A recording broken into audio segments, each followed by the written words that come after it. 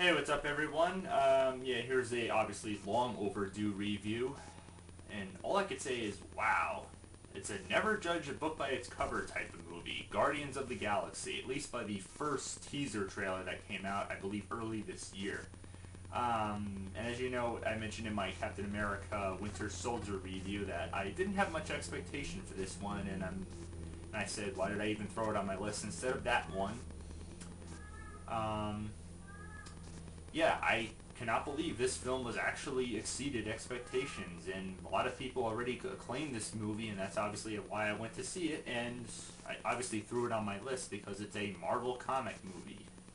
And all I could say is, wow, it was fan-freaking-tastic. Um, Now, there's going to be some moderate to, not too major spoilers in this review. The plot goes as you expect. One guy gets abducted by aliens, and it's about protectors of the galaxy. Of course, they're rebellious, and they steal this artifact, as you've seen in the trailer. And of course, as you expect, it can't be in the hands of an evil ruler of another planet. Otherwise, he seizes its extraordinary powers. The plot seems a little confusing at the start, but it unravels itself really well. And there's, as you could expect, action up the ass. Yeah.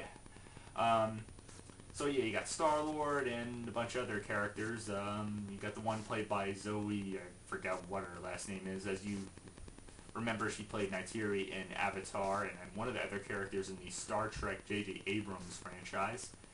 And a couple other weird characters, but they're all likable characters. They may seem weird, and it's all CG in the film. There's a lot of it, but it's not unappealing. It's fun to look at. It's great eye candy, for the most part. And I didn't even also realize that it actually has a connection, being that it's a Marvel film, to the Avengers films. Yeah, you don't notice this stuff until you've actually seen it. Like the collectors that you may have noticed during the post-credit scene, or I should say during credit scene of Thor to the Dark World. They're actually in this movie. And of course Thanos, that you remember during the credits of the first Avengers movie. I actually thought he was going to be the villain in the next Avengers movie, which is supposed to come out, I believe, either next year or 2016.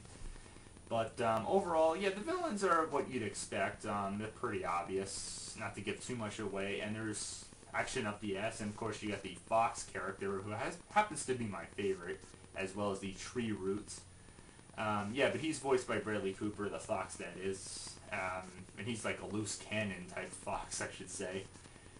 But overall, yeah, this is a great film. I definitely see it. I'd much rather see this again over Ninja Turtles. I didn't see it, but I haven't heard any positive ratings out of it, at least critic-wise. I heard some of the fans said it was okay, but overall, I definitely see Guardians of the Galaxy. It's definitely worth it. I saw it in IMAX 3D, and the 3D was amazing.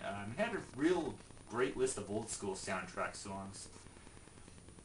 And yes, there is a scene after the credits. If you're curious enough, I'm not going to give it away, but it may bring back a little bit of the flashback from probably one of the worst films that George Lucas did from the 80s. Should I really give it away? No. I'm not going to. Just see it for yourself. It's a great film. It's a pretty good soundtrack of old school songs, as I said before. I guess you can call me a bit of an old school junkie when it comes to music.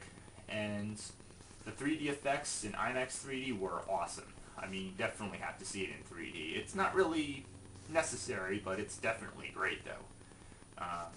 But overall, great pacing, great action, awesome film. You outdone yourself again, Marvel. Way to go. I give it a Wiimote with Wii Motion Plus up and a Flame Weird mode up. Hopefully that's not, if it's not good enough, oh well. It's a great film.